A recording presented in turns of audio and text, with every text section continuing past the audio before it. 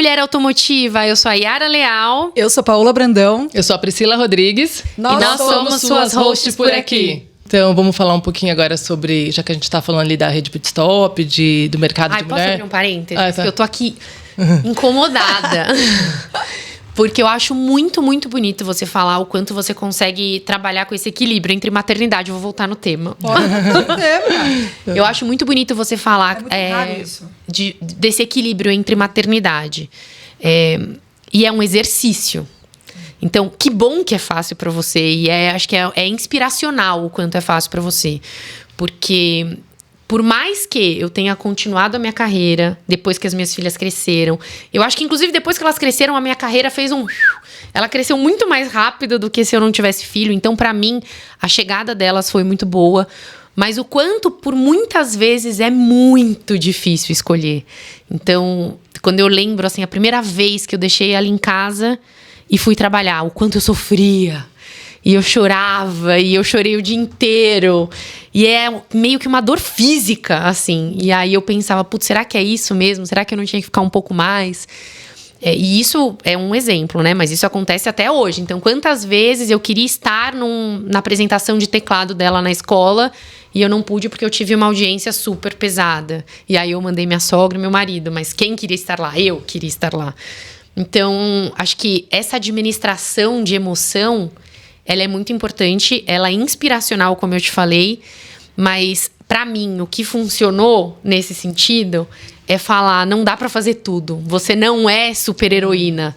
E assim, você não é a pessoa mais importante do mundo, sabe? Então, isso que eu falo, você sofre, ela não. Não é você que tá sofrendo. É você que tá. Nesse meu exemplo, ela sofre também. Mamãe, eu queria muito, por favor, vai. Então tem um apelo emocional. Mas é isso, não dá pra fazer tudo. Então, fazer essas escolhas é muito, muito, muito difícil pra mim ainda.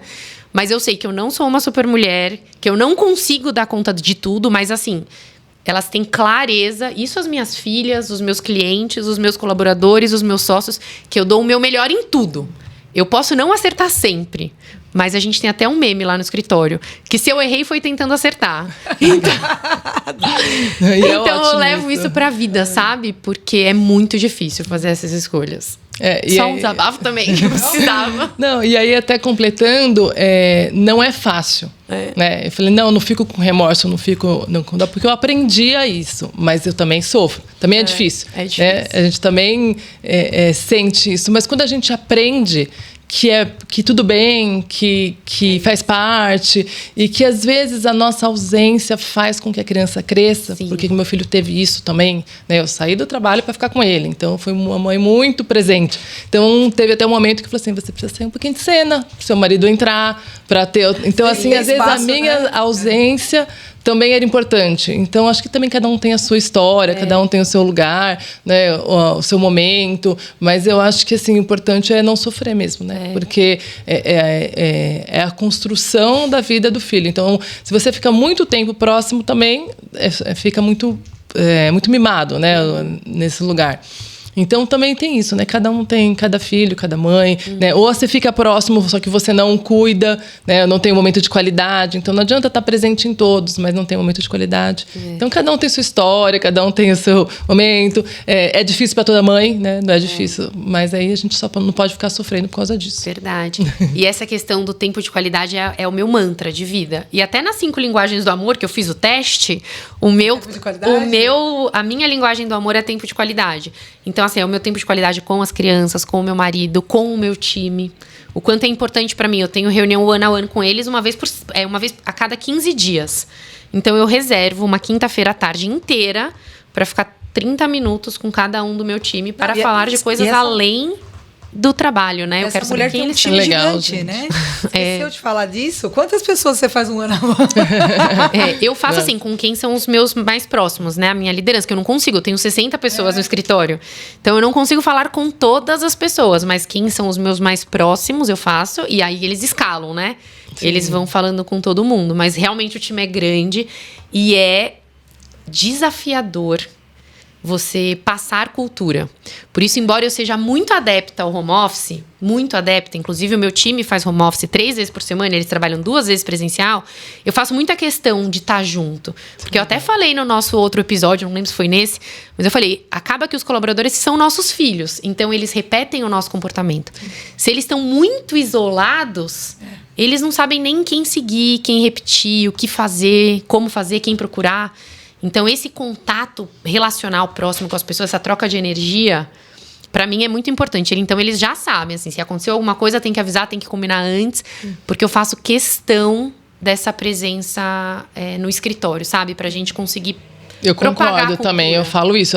O híbrido é fundamental. É legal ter home office, mas precisa estar na empresa. A questão das reuniões também, reunião online, reunião presencial. Elas têm focos diferentes. Na reunião online você resolve uma coisa operacional, uma coisa, um processo pontual, tal. A reunião presencial, network, empatia, relacionamento. Então, são coisas diferentes. A mesma coisa, o home office, fazer ali a rotina no dia a dia, mas o presencial na empresa, fazer relacionamento, fazer uma reunião mais complexa, né? Um brainstorm, alguma coisa assim. Então, eu acho que o híbrido, nesse caso, funciona super bem. Eu concordo com você. Eu acho que o híbrido, para mim, é o melhor modelo, porque eu acho que a produtividade aumenta também quando você está em casa, você tem uma lista de tarefas e tal. Hoje eu tenho um desafio muito grande, porque eu lidero uma pessoa... A minha equipe é toda home office, né? 100% home office? Todo mundo é home office. Uau. Então, para mim, é um desafio muito grande, porque você liderar uma pessoa à distância já é difícil. Se for uma pessoa da geração Z, por exemplo, é mais desafiador ainda, porque como que você vai dar exemplo, como você vai motivar, porque eles têm um formato de liderança diferente, né? Então, isso já é um desafio enorme para mim. Queria muito ter o presencial, mas ainda não tenho a possibilidade, terei.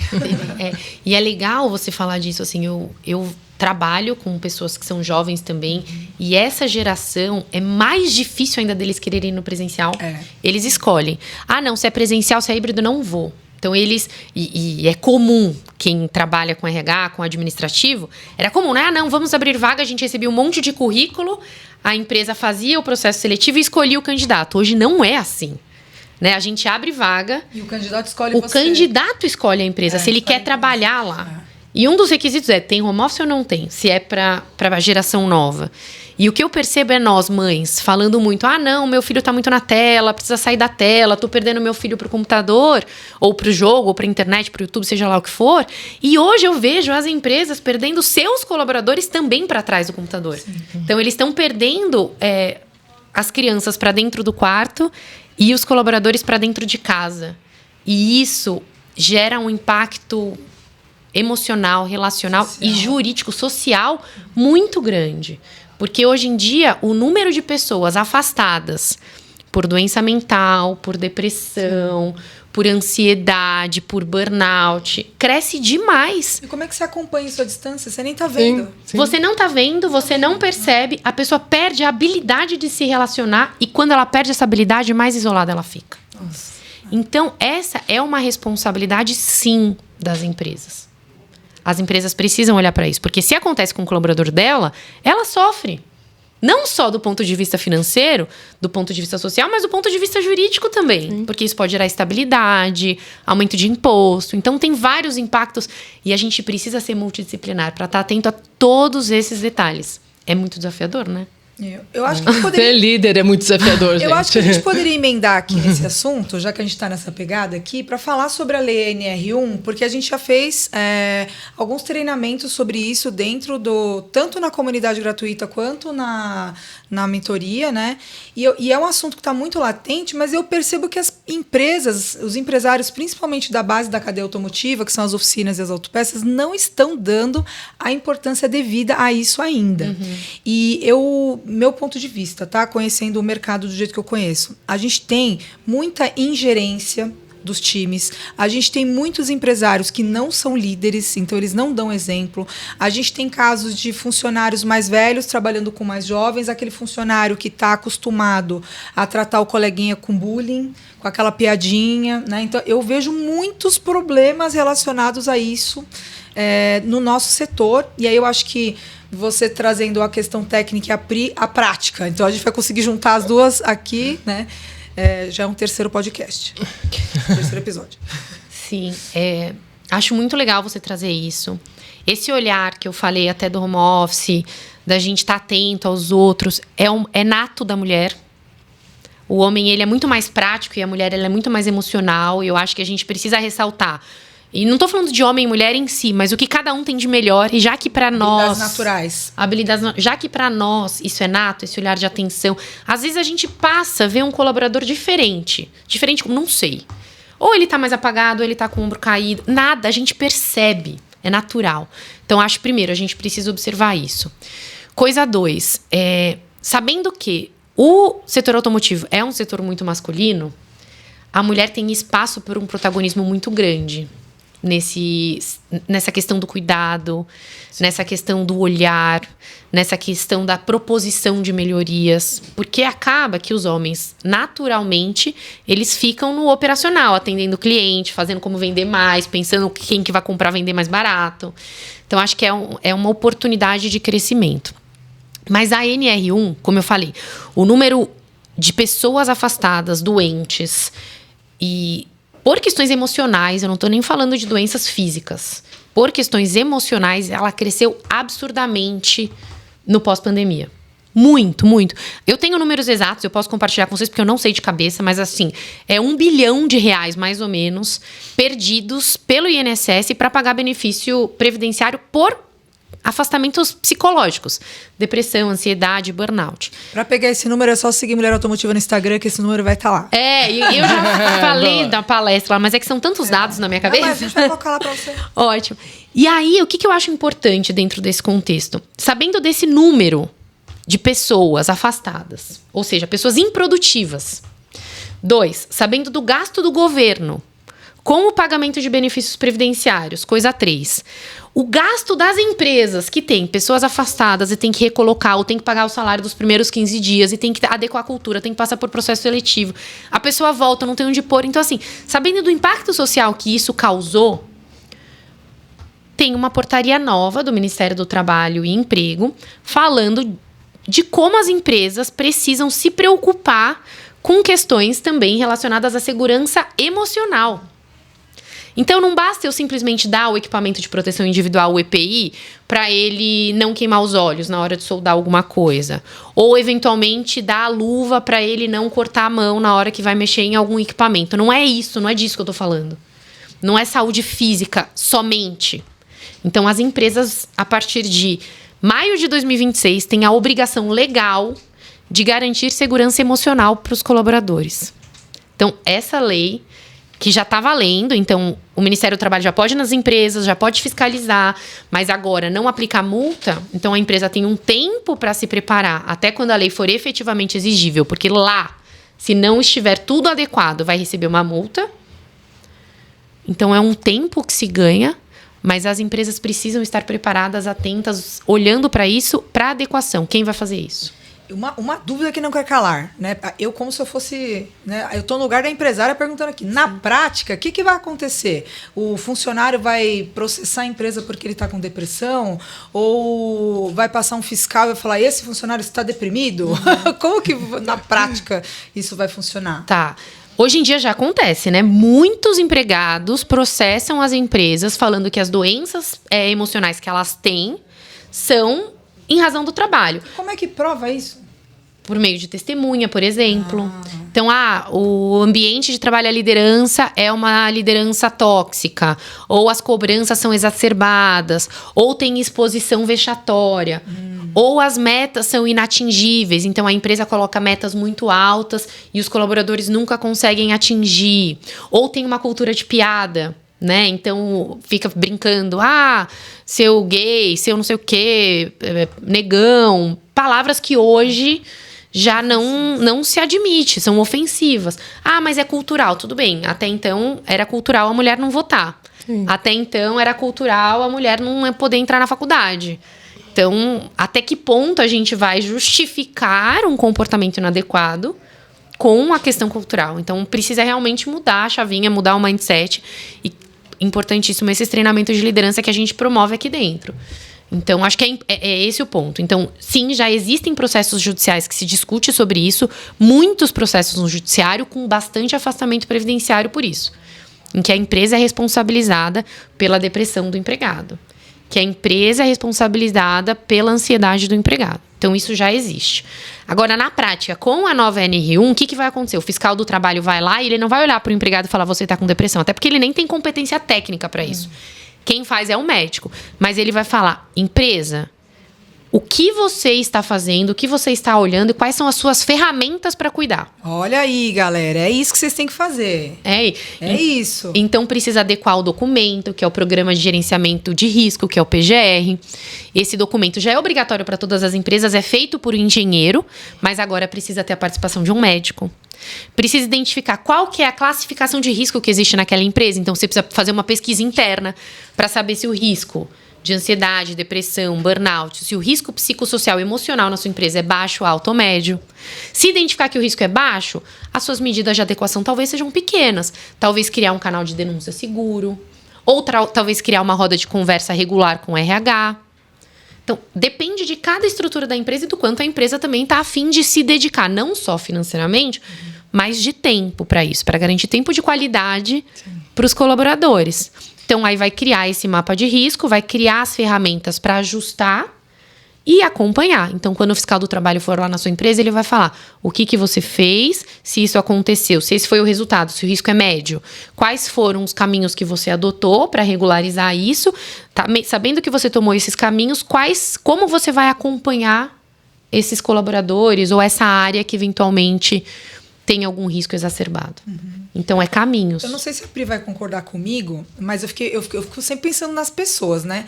Eu fiquei pensando, falei, gente, a hora que essa lei começar a vigorar, do jeito que o nosso mercado é e a gente já sabe, acho que a solução que a galera vai adotar é vamos matar o cachorro, né? Porque o cachorro tá com pulga, mata o cachorro. Né? Aí eu fiquei pensando, será que as empresas, quando identificarem uma pessoa que tem um problema mental ou alguma coisa parecida, né? Algum dano assim, se não vai começar a demitir essas pessoas? Não sei se você tem esse sentimento também, mas eu fiquei pensando. Eu ainda tem algumas coisas até que eu queria completar, porque assim, desde quando começou a questão da NR1, as empresas vão ter que, as empresas vão ter que, as empresas vão ter que. E aí eu fico pensando sobre isso, e aí eu falo, quem que são as empresas? São pessoas. O jeito que essa comunicação coloca, de alguma forma, ela traz ela não vai direto eu não acho efetiva, ela não vai direto para quem está no comando. Né? Porque as empresas, quem que é a empresa? Né? É o documento assinado, né? Fazendo uma comparação, por exemplo, com o IPI. Né? A gente tem lá, nós somos oficina mecânica, então a gente faz os laudos também com o engenheiro, também tem um mapa de risco, tem os IPIs obrigatórios, então óculos, bota, enfim. A gente tem o treinamento que é feito, a gente tem o documento assinado que eles receberam, a gente tem o documento assinado que a gente fiscalizou, a gente tem o documento assinado que a gente deu advertência quando eles não usaram, a gente tem o documento assinado. E aí, quando acontece alguma coisa, a empresa tem o documento assinado, mas é aquela pessoa. Né? Assim, eu fico pensando que a empresa tem que ter o documento assinado. E o funcionário tem que ter o quê? Ele tem que usar. Esse é o grande. Porque se ele usar e ele quiser usar, os documentos assinados nem é o importante. Então, quando eu falo com eles, quando a gente fala sobre isso, eu falo assim, você tem que querer usar. Né? Então, como conscientizar essa pessoa, né, a usar? Como conscientizar o líder dessa pessoa a ele usar, para o outro usar. Né? Então, são pessoas, não são empresas. A empresa tem um documento, ela vai pôr, vai fazer, vai cumprir, é regra. Mas eu acho que não é sobre isso. Eu acho que é sobre conscientizar a pessoa. Então, a gente vai fazer ali um mapa de risco. Poxa, vamos fazer um treinamento de liderança, vamos fazer um treinamento de autoconhecimento, vamos fazer um treinamento enfim, de como lidar com situações de pressão, de como denunciar um canal de alguma coisa. Então, a gente vai colocar. Mas e as pessoas... como que a gente vai fazer as pessoas fazerem? Né? Se conscientizarem que precisa. Poxa, estou me sentindo estressada, estou me sentindo pressionada. Né? Então... Quem que essa pessoa é líder? É o dono da empresa? É o funcionário? Quem que é ela? Ela entende que que é uma dor que ela tem que cuidar dela e que ela tem que cuidar da equipe dela. Né? Então, a gente fala, as empresas, para quem que a gente está falando isso? A gente está falando para o dono da empresa, a gente está falando para o gerente do RH, a gente está falando para o próprio funcionário. Eu falei, eu sou um funcionário, então eu tenho que olhar para mim, eu tenho que olhar para meu profissional. Eu estou bem, eu não estou, eu preciso fazer alguma coisa, a NR está aí para fazer eu olhar para mim. Então, independente da parte da empresa, que eu acho que tem que ter, eu fico pensando até como treinadora comportamental e como estudar a mente humana e buscando caminhos para ajudar essa conscientização. Porque eu trago essa reflexão por conta disso, porque eu quero buscar, é difícil mudar mindset, é difícil fazer a pessoa olhar para si mesmo. Só que eu acho que começa nesse lugar que não é a empresa, são as pessoas. As pessoas que estão no comando, o líder, o gestor, o CEO, o próprio funcionário, né? Eu tenho o mínimo grau de consciência que eu não posso adoecer, que eu não deveria adoecer, ou que eu deveria assistir a palestra, ou eu deveria pôr em prática as dinâmicas oferecidas pela palestra, ou eu deveria usar os canais de denúncia para colocar, ou eu devia chamar meu listo, mas eu sempre falo que é protagonismo, que é de dentro para fora, e que se a gente põe no outro o poder do controle da minha vida, fica muito assim, né? Que nem o do uso do IPI. Eu não estou usando o IPI. Se acontecer alguma coisa comigo, a empresa que vai pagar a multa. Mas daí que a empresa vai pagar a multa? Você tem que fazer uma coisa em sua família, e você, né? Esquece essa parte, isso daí não essa é a regra e vamos pra prática.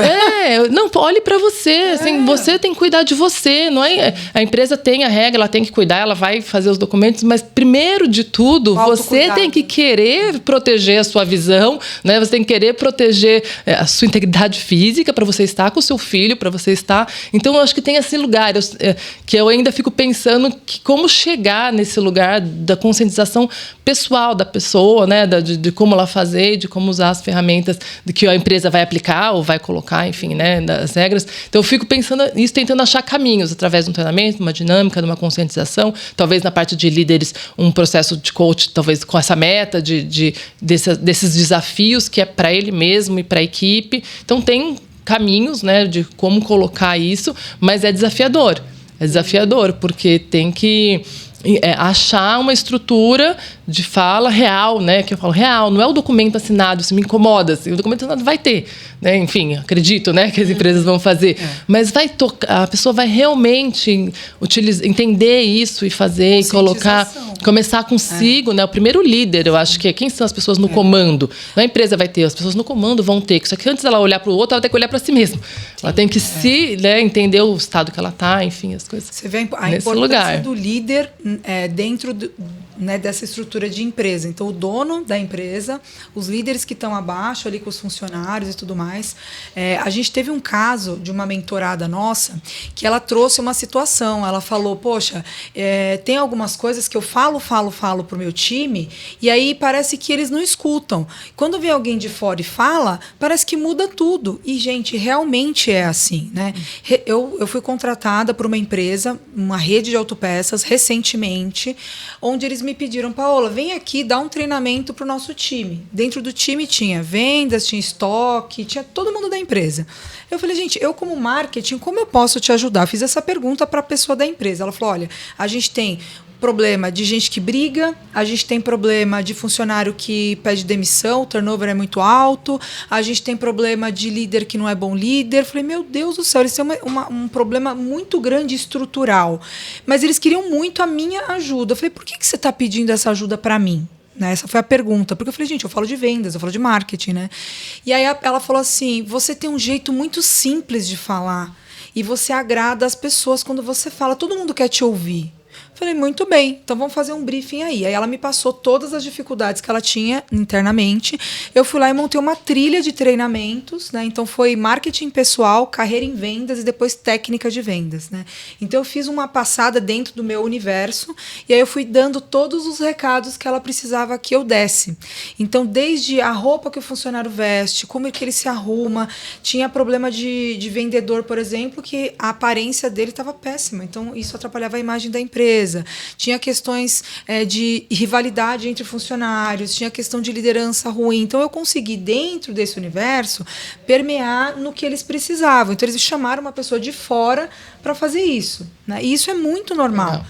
A nossa mentorada, ela deu esse relato lá.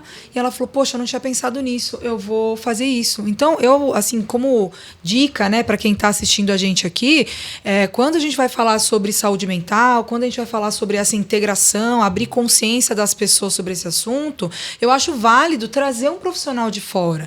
Isso não ajuda só a empresa, né, e o funcionário que está ali assistindo, mas oxigena um pouco as relações, mostra que você está se preocupando com o teu funcionário, você está promovendo um ambiente ali, uma situação de coletiva ali entre o time, que é fora da rotina de trabalho, né? Então, essas quebras, para poder abrir essa consciência, eu acho fundamental. Você está muito imergido ali dentro daquele universo, você sair um pouquinho para você aprender, eu acho que é super válido. Então, eu acho que eu iria por esse caminho, né? Não sei se você super funciona. Eu quero comentar isso e quero comentar também essa questão da conscientização, que são pontos importantes. Assim, é comum, eu trabalho, assim, com quem que eu trabalho? Com dono de empresa, com RH e com jurídico. Então, depende do tamanho da empresa, eu vou falar com o diretor jurídico. Isso, os seus clientes. Os meus clientes. Então, eu vou falar com o diretor jurídico. Se a empresa não tem jurídico interno, então eu vou conversar normalmente com o RH ou com o dono da empresa. E o que eu percebo é que as pessoas, no geral, elas têm muita dificuldade de ter conversas difíceis. Sim. Então... Isso é normal. Eu, que sou advogada, sou chamada para fazer o one-on-one com o diretor de vendas. Nossa, eu não sabia disso, aprendendo. Não, só que assim, eu não sei a rotina dele de vendas. Quem tem que fazer o one-on-one com o colaborador? É o gestor. É o líder direto. Só que conversas difíceis são ruins. Só que as conversas difíceis deixam as coisas fáceis. E as conversas fáceis deixam as coisas difíceis. E as pessoas não querem fazer o que é difícil. Não. Então, na existe vida já assim, imagina muita trabalho. Terceirização de coisas difíceis. Então, o líder, ele tem que pegar a responsabilidade de líder, ter conversas de líder, orientar, parar arestas, elogiar quando é necessário. Então, acho super legal as empresas contratarem treinamento, desenvolvimento, abrir espaço para conhecimento, para expansão, para crescimento. Acho muito, muito legal. Inclusive, eu faço várias apresentações nesse sentido. Até porque, depois da lei de 2019, 20, acho que 2020, passou a ser... Não lembro o ano da lei. Mas passou a ser obrigatório treinamentos de assédio moral e dano moral para as empresas que têm CIPA. Quem faz, normalmente, ou as pessoas que fazem a CIPA, ou eles chamam alguém de fora para fazer, um advogado. Então, é comum esses treinamentos acontecerem internamente, que eu acho que são ótimos. Mas o líder precisa ocupar o lugar de líder. Mas tem um ponto aí, só para um parênteses antes de você concluir. Tem uma questão muito importante. Nem todo mundo nasceu com o dom de liderança. Tá? Nem todo mundo nasceu com esse dom. E se você é um empresário, você tem que ter alguém que faça esse papel, ou você tem que se preparar para ser essa pessoa. Essa era a minha continuação. Ninguém nasce líder. Não. E é difícil ter gente que é líder nato. Até porque, para ser líder, você tem que lidar com várias habilidades de outras pessoas que não são só as suas. Então, dentro desse contexto, assim, de repente a pessoa é técnica... Acontece muito isso na minha área. A pessoa é um advogado brilhante. Aí é colocado para liderar um time. Só que ele não é um líder. Só que, assim, ninguém nasce sabendo e a gente só aprende fazendo. Isso em tudo. A gente só aprende a dirigir dirigindo. A gente só aprende a namorar namorando. A gente só aprende a se relacionar se relacionando. Aprende a fazer podcast fazendo. Então, assim, a gente precisa dar espaço também para as pessoas errarem. E construir. Então, acho que é isso. Não existe manual. E ninguém entraria num avião de um piloto que fez todo o curso teórico e não teve prática. Vai saber se a gente não entrou, né? Com certeza não, porque eles têm que ter 1 milhão de horas de voo, sei lá quantas horas de voo. Mas a gente faz isso com o líder. Ainda bem, né? E além disso, a gente nem dá manual. Nem... Porque nesse meu exemplo do avião, o piloto teria lido o manual. Nesse meu exemplo, a gente coloca as pessoas na liderança sem nem ter manual. A gente simplesmente delega a nova função. Então, eu acho que existe um trabalho muito importante da liderança ali, e por isso que eu faço questão de estar perto das pessoas. Porque a liderança não é só uma questão de inspiracional, mas é no sentido de você ensinar como deve ser feito. E as pessoas aprendem Vendo. Não é lendo. Então, esse era o ponto que eu queria falar daqui. Boa. Mas dali, que você falou, até anotei para não esquecer. Você falou da conscientização, que a gente fala de pessoas. Eu tenho participado de muitos eventos falando de NR1, muitos. E as empresas, né, quando eu digo os empresários, eles falam, tá bom, eu entendi já que eu tenho que fazer isso, que eu tenho que fazer o papel, que eu tenho que fazer o caminho, que eu tenho que fazer o mapa de risco. Eu tenho que cuidar de todo mundo, mas quem cuida de mim? É boa. Então tem muito essa questão. Putz, toda a responsabilidade política, toda a responsabilidade social, tudo tá nas costas da empresa. Eu escuto demais isso. Eu tenho que fazer tudo, o empregado tem um monte de direitos, eu tenho que pagar mais isso, eu tô responsável por... Nem é culpa minha. Eu dei o EPI, eu dei o documento para ele assinar, eu orientei, adverti quando ele não usou, o cara sofre um acidente, eu ainda sou culpado. Ele não usou porque ele não quis. Então, existe isso. Então, nesse contexto da NR1, eu concordo, acho que essa é a palavra-chave. É conscientização. Não adianta eu assinar o documento, não adianta eu dar o treinamento, porque o empregado vai estar lá porque ele é obrigado a estar lá. Ele não vai estar lá porque ele acha que é importante ele se autoconhecer. Então, acho que a palavra que você trouxe, assim, que acho que é um mantra que a gente pode absorver aqui para essa questão da NR1, é a conscientização. Só que a conscientização, ela não vai começar com o empregado. Muitas vezes ela nem vai começar com o líder, porque o líder nem sabe o que é NR1. Ele está preocupado quanto ele vai vender, quem que ele vai ter que demitir, qual que é a avaliação de desempenho que ele vai ter que fazer. Então, essa responsabilidade hoje é sim dos empresários. E os empresários precisam ter consciência da importância que isso tem para a gente começar a cascatear isso, porque cultura é top-down. A cultura vem de cima, ela não vem de baixo. Então, se você não coloca isso como uma prioridade dentro da sua empresa, se dentro da sua empresa cuidar de pessoas, cuidar de saúde, ouvir, abrir espaço para escuta, não faz parte da cultura, você pode fazer o que quiser lá. Não vai funcionar. Então, os empresários precisam estar comprometidos para que isso seja cascateado. Então, acho que essa é a palavra que a gente vai ter como norte, é a conscientização. Concordo plenamente. Essas mulheradas falando. Por isso que todo mundo tinha que ser host aqui, gente. Bom, meninas, vamos para as considerações finais. Priscila? É isso mesmo, pessoal. Obrigada pela audiência. Um prazer enorme estar aqui. Obrigada por ser parte do Mulher Automotiva. Adoro isso. Quem quiser me seguir nas redes sociais, meu Instagram é Priscila Rodrigues Trainer. Muito obrigada por estar aqui com a gente. Yara? Bom, é um prazerzaço estar aqui. Foi maravilhoso compartilhar esse momento com vocês. Espero encontrá-las em muitas e muitas oportunidades na mentoria, nos eventos automotivos. Deixo aqui também meu Instagram, é Yara com Y, yara.leal.girassoli. E aí lá você vai me conhecer um pouco mais, saber o que eu faço, minha família, meu trabalho e ter dicas jurídicas também. Então vale a pena. Além de informações da Mulher Automotiva. Obrigada. Para você que deseja fazer parte do Mulher Automotiva, é só seguir o Instagram Mulher Automotiva, TikTok, YouTube, Facebook. E eu não preciso nem dizer o que você tem que fazer aqui agora, certo? Ativa o sininho, curte e deixa um comentário aqui pra gente poder melhorar os próximos episódios. Muito obrigada. Tchau! Tchau, pessoal!